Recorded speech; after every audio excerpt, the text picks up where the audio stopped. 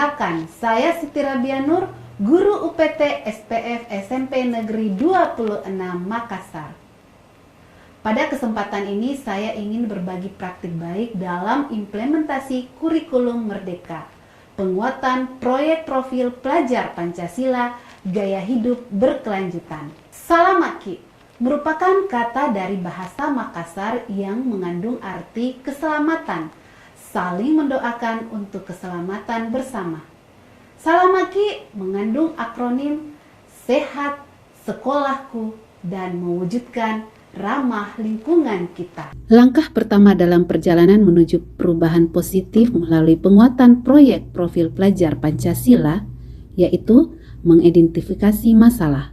Mengenali dan memahami permasalahan yang ada adalah fondasi yang kuat untuk merumuskan solusi yang efektif dan berkelanjutan.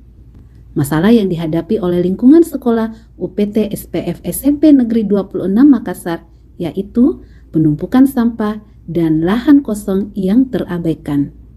Masalah ini tentunya mempengaruhi tidak hanya estetika lingkungan, tetapi juga kesehatan, keamanan, dan kenyamanan bagi seluruh warga sekolah.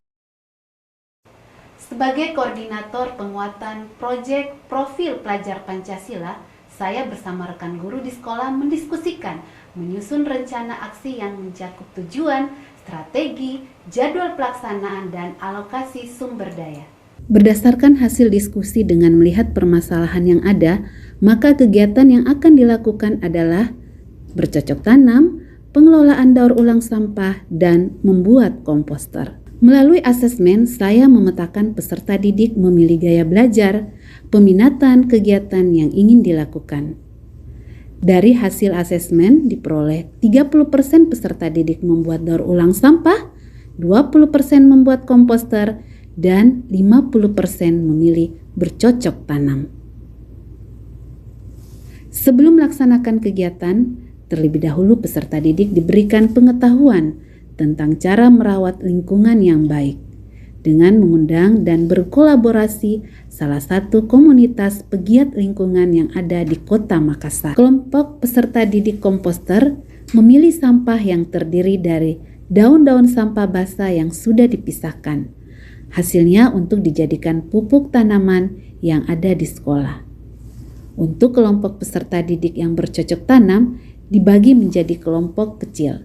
Mereka bekerja sama untuk membuat lahan berupa bedengan yang terbuat dari genteng bekas dari warga masyarakat, mempersiapkan tempat penanaman, dan menanam benih dengan penuh antusiasme. Tawa dan kegembiraan di udara karena mereka menyadari bahwa tindakan kecil ini membawa perubahan besar. Kelompok daur ulang sampah, peserta didik melakukan aktivitas memilih dan memilah sampah organik dan anorganik yang akan dilakukan di sekolah, membuat aerobik tempat duduk, lampion, taplak meja, dan bungkusan snack serta koran yang menumpuk yang akan dijadikan busana. Salamaki memupuk solidaritas, kolaborasi guru dan peserta didik.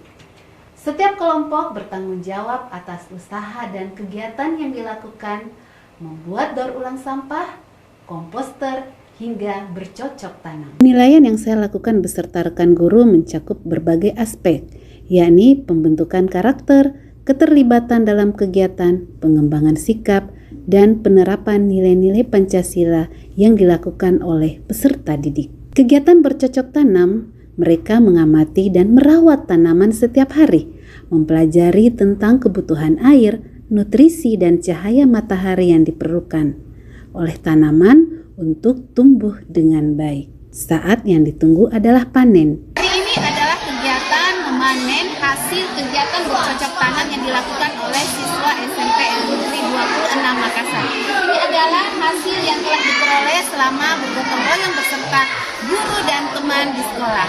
Momen ini adalah keberhasilan dan kepuasan hingga mengelola dan menikmatinya bersama. Meskipun tidak semua tanaman memiliki waktu yang sama untuk dipanen, saya dan rekan guru memberikan kesempatan bagi peserta didik melakukan pemeliharaan setiap hari. Tahap akhir yang dilakukan adalah merefleksikan kegiatan pengalaman yang telah dilakukan bersama. Sebelum membuat refleksi, saya mengajak peserta didik melakukan ice breaking, permainan madende, dengan memberikan pertanyaan di setiap loncatan batu yang dilempar. Dilanjutkan melakukan refleksi dengan cara dan gaya belajar yang diinginkan. Peserta didik kinestetik membuat gambar kegiatan yang telah dilakukan. Auditori menceritakan kepada temannya pengalaman dari apa yang ditemukan melalui penggunaan teknologi VR. Peserta didik gaya belajar visual membuat poster yang dibuat dengan menggunakan aplikasi Canva. Peserta didik mendemonstrasikan dan berbagi pengalaman ke rekan-rekannya selama perjalanan kegiatan P5 dilakukan. Saya Ibu Nur Rahma SPD MPD Kepala UPTSPF SMP Negeri 26 Makassar. Saya ingin menyampaikan apresiasi yang luar biasa untuk Ibu Radia yang telah memberikan praktek baik yang luar biasa. Proses pembelajaran yang diangkat adalah terkait dengan pembelajaran yang menyenangkan. Nyata sekali apa yang telah dilakukan oleh Ibu Radia terbukti dari anak-anak kita yang luar biasa minatnya untuk mengikuti kegiatan-kegiatan pembelajaran, utamanya pada ujian formatif.